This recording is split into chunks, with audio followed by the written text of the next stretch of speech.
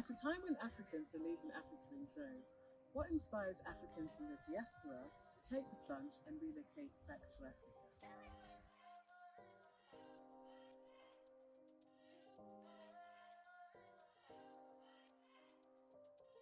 Welcome to the Measure of Success. My name is Bissy Omi, and today I'm on location in Kenya in a place called Naivasha, and I'm with Prisca and Sam, who recently moved out to Kenya from the UK, and they're here to tell us all about their journey, how it all started, what they have, this amazing setting, the business that they set up, and how they feel about it today. So, welcome, Prisca and Sam. Thank you very much for appearing on the podcast today.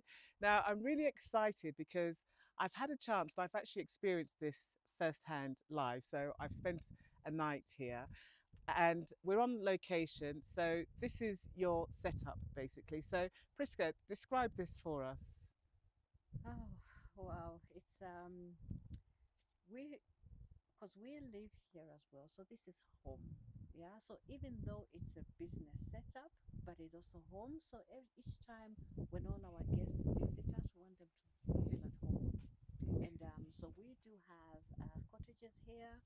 We have Scandinavian style wood cabins as well as the camping facilities. And it's all, like in a beautiful facility and the beautiful views because we're just next to Mount Longonot, and we also have Lake Naivasha, so yeah, it's a beautiful, homely place. And the views are absolutely incredible. So, like you said, we can see at the mountain, and we've also got the lake. And you can also, this is west facing where we are at the moment. So, you've got the sunset in the evening and the sunrise on the other side. So, it's an absolutely amazing location. Now, another nice thing about it is it's very peaceful. So, would you describe this as a retreat? I think so. I would say so because most of the guests that we have, in fact, they're the ones that actually describe it for us as a retreat. Because since it's a quiet place, most people come in from Nairobi, they come in from other parts of the world and just have the peace and quiet. So yeah, I think we can, yeah, describe it as a retreat. And it's not that far. The closest airport is Nairobi Airport. And so, how far is it driving to the resort? It's just two hours. Yeah, 2 hours, 1.5, 2 hours, and of course there are two roads that get here. You have the scenic route which you took, Yes. or And you it was a have the lovely route, a very beautiful route. yeah, because there of course you can see the escarpment, you can see Mount Longonot, and yeah, so 1.5 hours, 2 hours will get you here. Right, okay. Now, looking at this peaceful setting, as I said, we are in Kenya at the moment, just outside of Nairobi. Can you tell us how this journey started for you? So, you're obviously you were based in the UK with your two children, so Gabriel and Emmanuel. And so, what happened then? They were going to school, and what happened? Yeah, would you like to take on that? Well, thank you, BC, and thank you for having us. A long journey. I'd say it started about 12, 13 years ago. Uh, at that time, our children were only about 12 or 13, and you know how it is with children who are 12 and 13, they just forming their friendship groups. It's very important for them, and so one of the things we had to consider very carefully is to whether our children would take on our ideas would take on board our ideas of having to move back to Kenya. We had to think that a little bit with their, of course, their age, their high school education, and their college education. So we managed to make the move just as soon, just about when they were finishing their college education. So that wasn't very difficult to win them, to bring them over with that. Right. Okay. So it was a sensitive time for the children, though, for the boys coming over. Did they leap at the chance of it, or were they a little bit skeptical? Or Well, it we try to make it as easy as possible in the sense that we used to come to Kenya every 3 years. So would come because what we really wanted to do is to give them an identity. And that was very, very important to us, such that they know where home is. Yes, they were, born in the UK, they grew up there, they went to school there, they did all their schooling, they went to Mm. college, but we still wanted them to have that African identity. So this is why we'd always bring them back. So them coming back, it was almost coming back home because they were used to coming to see family. So we always brought them. We lived with family when we were here. Every summer holidays, isn't it? Would come, stay with the family. So we gave them that chance with their cousins. Yeah, just so that they didn't feel that they're only the two of them. Right. And so coming back, did you ever discuss this concept with people? How did they take it? Like, oh, we're leaving the UK and we're moving back to Africa. We're moving to Kenya. What was the reception like? If I can answer that, I think my family is not far away from here. And I think once you go abroad and you live abroad for many years, your family get used to you being away. And don't forget, the first reason why you moved abroad was to look for greener pastures. So they're a bit skeptical about whether you are coming back, like you have given up on the better opportunities you've had. And it takes a bit of time for them to actually see your vision of why you're coming back, and for them again to actually see you put down your vision and your dreams into reality. And then after that, they get used to it. But I have to say, at the start, you're thinking everyone is moving away. Everyone's going to the US, everyone's going to Mm. Europe and all. Why are you moving back? And you obviously were very established in the UK, so you were there for around about 20 years or so. You were a teacher, secondary school teacher. What were you teaching? I taught computer science at a number of schools in the UK. In central London, I did in a city, and also for about 12 years, I taught outside of London in the village school on your way to, I mean, outside London. Right. Okay. So it must have been sort of, quite a shock for a lot of people when you were saying, well, I'm going to give up my professional job. I'm moving back to Kenya. And of course, the perception that a lot of people have of Africa is not that positive, let's face it. Mm. So, what would you say were your biggest fears about moving back? I think we had seen our vision. And we were working systematically, progressively, very pragmatically towards realizing our goals. And we would, I think personally, I could not see the reason why it shouldn't work. Um, but then, as you say, many of and many of your friends, your counterparts in the UK or in other parts of the world, they all know that you moved there to look for opportunities, and Mm. now you are dropping that away. You're dropping your career, and now you want to go back, and it's like, why would Doesn't you do? make It sense. doesn't make sense. Yeah. But we were positive, and also knowing that Africa has changed a lot the last 30, 40 years. Many of my generation, many of my mates, I'm not the only one, have moved back. So there is that Right. movement back Mm. of some people who've gone abroad, they've tried it, but they have also been investing back.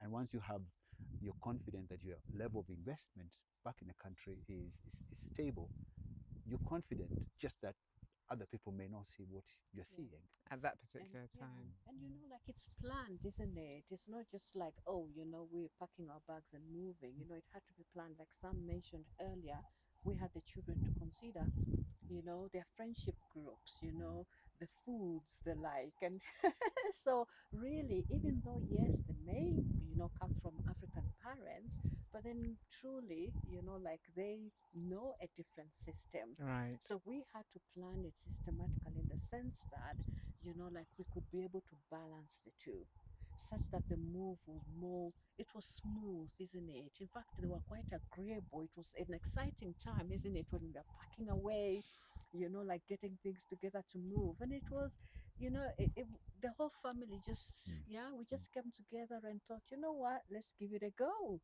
So we're sitting here in your 3 acres of land. You own this basically. Mm. So did you always have this land, or was it acquired at some point? We acquired the land back in 2012. It's a brief answer.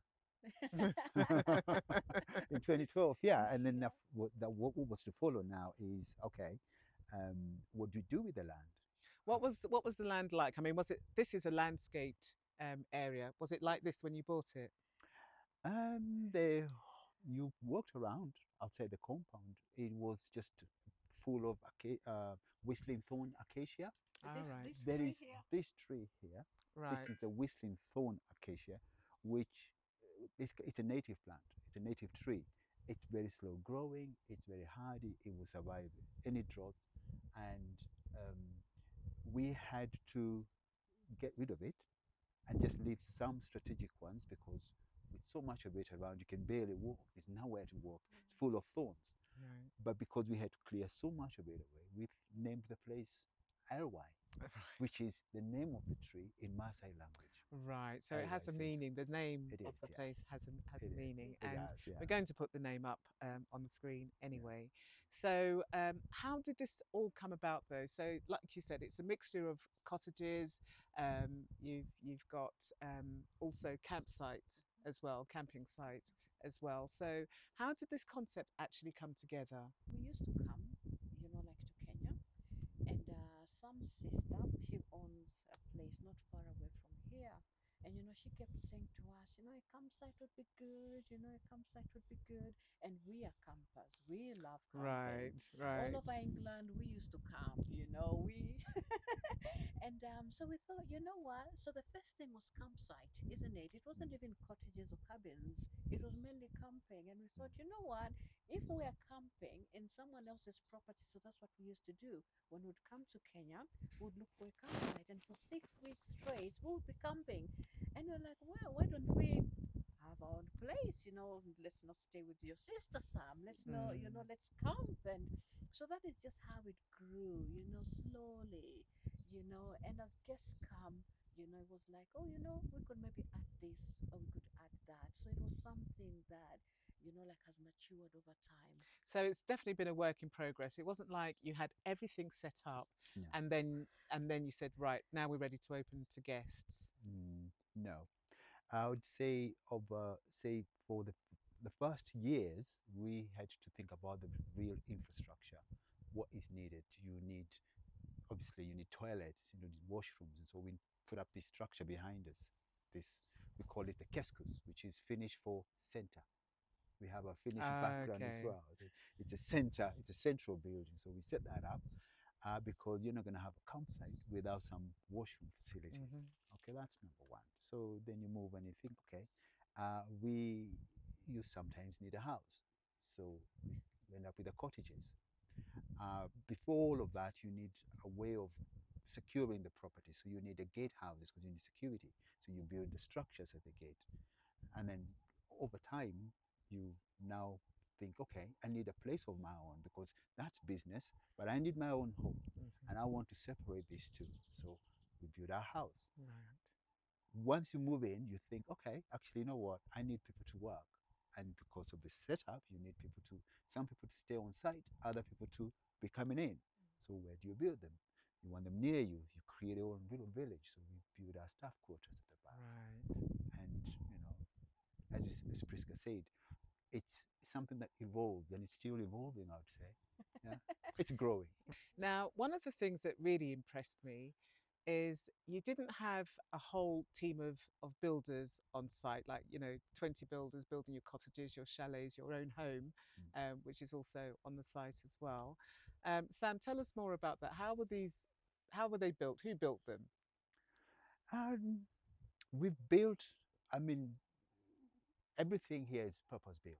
I'd say that. So I would say I mainly came up with the concepts of okay, you need a cottage. The cottage is English. What do you need? English families or European families, it's two children. We have two children ourselves. Twin bed. That's what they want. We have two boys. They need twin bed. They don't need one double bed. And parents, they have their bedroom. And what else do you need? Some place where you can cook and sit and entertain and rest for the evening. So with that in mind, you come up with a with a sketch, which you then refine on SketchUp and other programs. And then Gabriel came along, he did architecture, and he helped to Your refine some of son, these Gabriel. ideas. Yeah, Gabriel came along. So for me, it was mainly the functionality. So I want the We want a washing room facility with two bathrooms, one disabled access, or you know, but at the same time, you don't want to take too much. Of course, land is limited. We want more space outside, more than building everywhere. And so, with all those things, you come up, things just shape up. Yeah. And also in terms of the landscaping, you know how the British love their gardens. Most definitely. Yes, yes. So of course that was something that we thought about to say, well, what can we do with our gardens and the plants? And of course, you have to look for the plants that can grow in this area because I mean Mount Longonot is just behind us there, and of course, so you can see the soil. It's not very rich, Right. so yeah, it has a lot of pumice, and you have to think, okay, which plants can actually grow. So even though initially we cleared most of the LY thorns, you see them popping up. And if we say, oh, this is a good place, we just leave it to grow. And so we have a lot of indigenous trees still growing and left over. This Right. And was then, behind us. yeah, so Design. we've just been filling up little, like, a few plants here and there, just of course to add to the color so that it's not entirely green. Yeah. I mean, the landscape in itself is incredible and it has such a peaceful feeling. And then, in the evening, you hear the breeze from the trees, for example. It's almost like they're singing to us, which again is it's just that feeling of peace and tranquility that takes over. I can imagine people coming from, the city, Nairobi, for example, or even from abroad. And coming to a retreat like this, and it's elevated, it's up in the hills, you've got the mountains over there, as I said, you've got the lakes down below, so it's a perfect setting. So in terms of finding this location, what was the process? How did you go about it? Um, well, I had the advantage of I didn't grow up so far away from here, so I knew the area way before it was developed. I went to university not too far away from here as well. I'd climbed Mount Longonot at least 4 or 5 times before we bought this property. Right. But then coming to look for property, this would not have been the first place to buy because everybody goes down near the lake. But then why do they go to the lake? Because that's what is sold. For me, this place was attractive because of the mountain. And from here you can see Hell's Gate, and from here you can see the island. All those three things that make people come to Naivasha. Plus, of course, you have it's not noisy because it's less developed. It struck. It made sense. On top of that, it was because it's not too close to the lake. It was a bit cheaper in terms of price, and you could afford more land. If I went down to the lake, would have probably bought a smaller piece of land than this one. Here, if you have the with the idea that we had, we saw it like a blank canvas. You just draw on it. Mm. You see. And now, when it comes to the actual implementing things, so at this stage, you were both still in the UK. How did you go about it? Did you move out here first and then start the development, or did it start before that?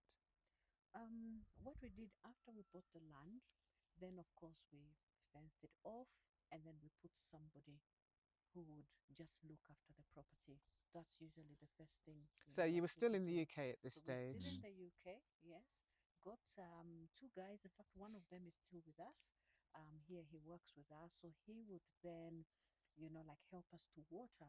As you can see, this area is very hot. It's very dry. So his job was mainly just to water the plants and the That's a nice trees. job. Yeah, so They we didn't think had it's easy. that's it. So we had the two gardeners, and that was their job.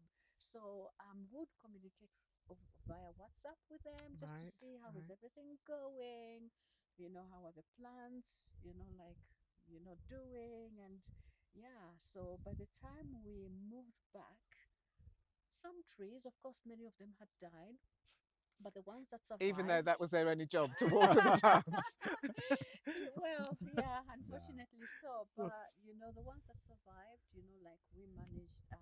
So when we moved back, we did a lot of planting. We used to go to garden centers A almost lot. every day, Mm. to look for trees and plants, and because we wanted to create that atmosphere.